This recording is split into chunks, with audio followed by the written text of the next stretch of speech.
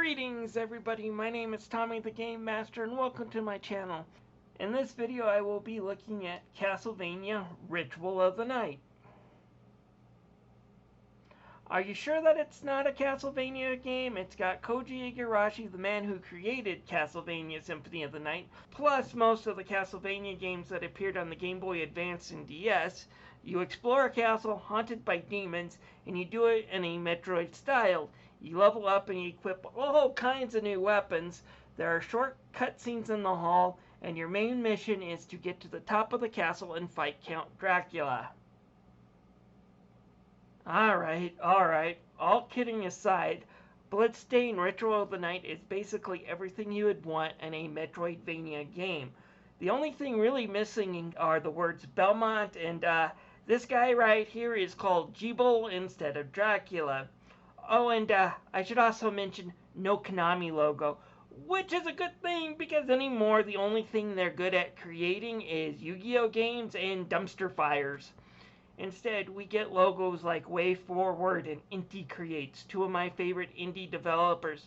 And you can throw in the man, Koji Igarashi, himself putting this all together, and we are going to be in for a real treat. And yeah, if you're wondering why I waited almost a year to play through this game, well, call me a doubting Thomas, but the comparison between this and Mighty Number 9 were going on in my head, and this cost twice as much money as Mighty Number 9 did.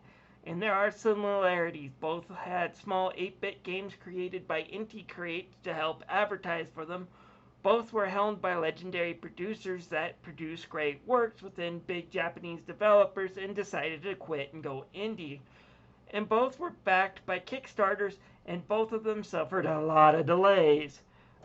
Also not helping is Igarashi's last Metroidvania before this was Order of Ecclesia.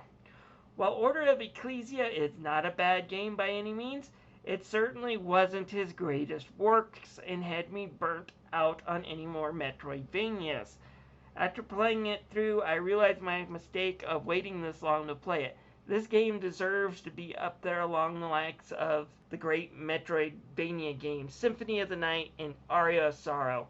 Let's take a look at Bloodstained Ritual of the Night. You know, for how really simple the story actually it is, it's basically go into the castle and beat up demons and stop bad guys.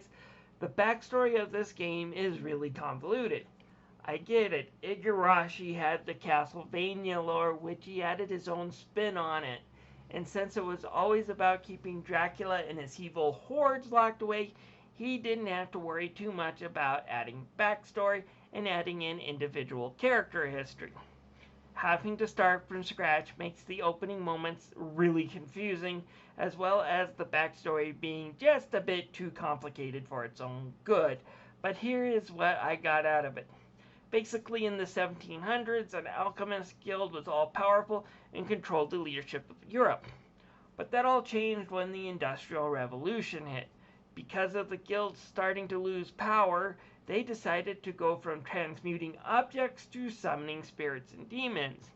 And to do this, they started implanting shards and training kids with special crystals in them called shard binders. For their greatest experiment, which involved them summoning a huge castle, they sacrificed all their shard benders but two.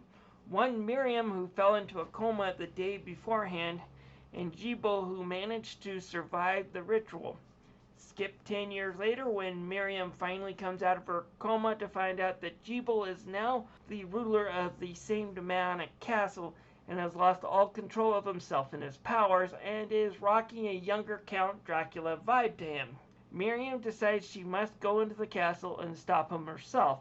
Helping her is Johannes, a childhood friend and an alchemist who was previously with the guild, and a whole cast of characters she meets in the castle.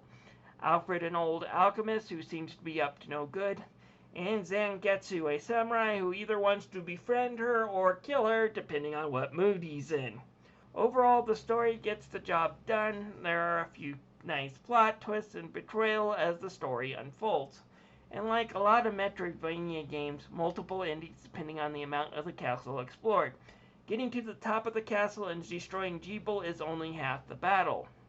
Explore more of the castle and get Zangetsu's sword, and you will unlock the final areas of the game and confront the game's true villain, the shopkeeper. I knew those deals on potions were way too good to be true. All jokes aside, the story is serviceable Castlevania style, and it's entertaining enough to get you to explore more of the castle, but not slow you down whenever a cutscene appears for the most part. The gameplay nails what people loved about the Metroidvania styles of the Igarashi produced Castlevania games, and there are plenty of shoutouts to each of them when it comes to the gameplay mechanics. They took one of my favorite gameplay mechanics from my favorite Castlevania game of all time, Aria of Sorrow, and implemented it beautifully in this game in the shards system. A lot like Soma could get souls out of defeated enemies, Miriam can get shards from defeated demons to power herself up. Oof! That looks painful. Anyways, your shards go from projectiles, passive, directional, or just general power-ups when using them. And like Donna's Aria, which was Aria of Sorrow's direct sequel, you can collect more than one shard and use it in alchemy or power up other shards or just sell the thing to the shopkeeper for a little bit of money. The shards are varied and useful. Next to the shards, though, there is your weapons, and there are a variety of them. Short swords that give you a fast slashing motion, large swords that give you a slower but powerful chopping action, and things like whips, and while weaker, have great range and are super fast. You can find them in the castle, buy them, or use alchemy to create them by finding materials in chests or off defeated enemies. The weapon selection is easily the best of any Metroidvania game I have played, and I had just a blast finding out what weapons I liked. Of course, weapons and special abilities would be nothing. A great Metroid-like game needs to have a good labyrinth to explore, and this game has a really big castle that is actually easy to explore for the most part. Figuring out where to go most of the time was a cakewalk, and figuring out what items I needed to get past what obstacles was easy, for the most part. With the exception of finding an armor called the Aegis armor that was needed to get past some spikes, I figured it out easy enough.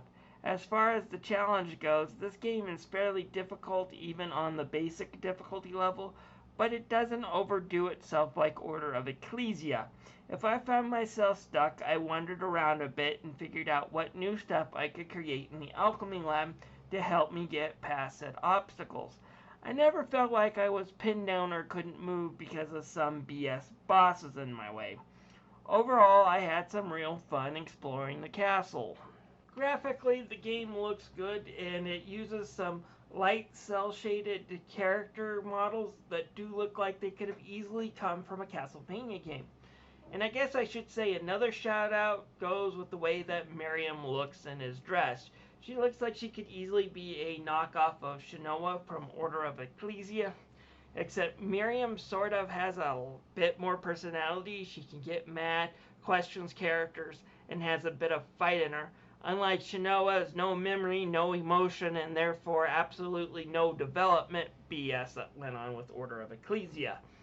At any rate, the game is presented in 2D and the character models look awesome, but so do a lot of the environments, which have plenty of Castlevania calls back in it, like a pool of blood or just the way the skyline looks. Heck, there's even a library with a librarian in it that will lend you out books that will increase your stat growth.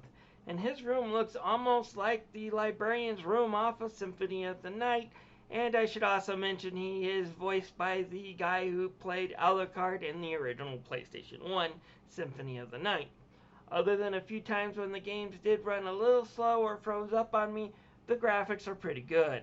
Similar music that is found in games like Castlevania Symphony of the Night, it all sounds like it really could come out of a Metroid-style Castlevania game, and it really sounds good.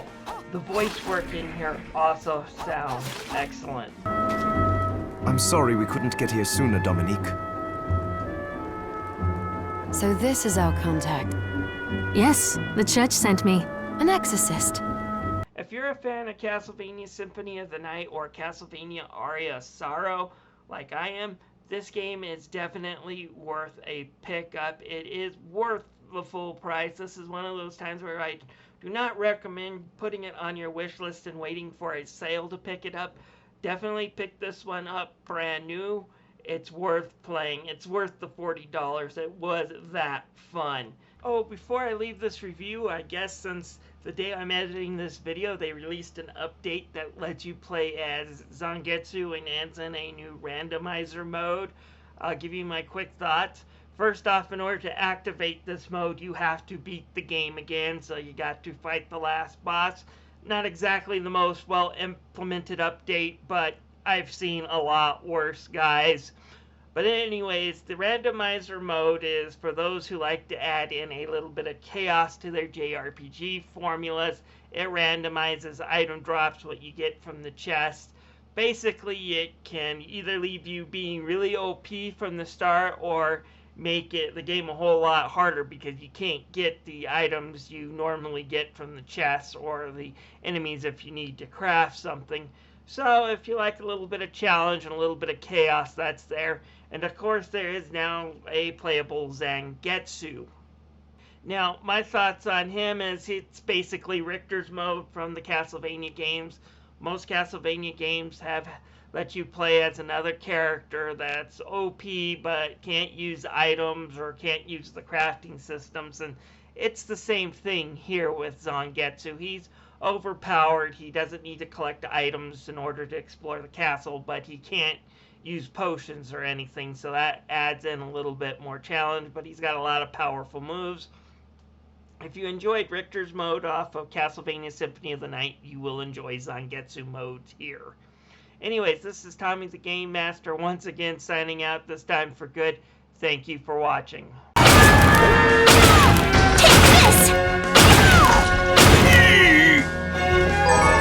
this!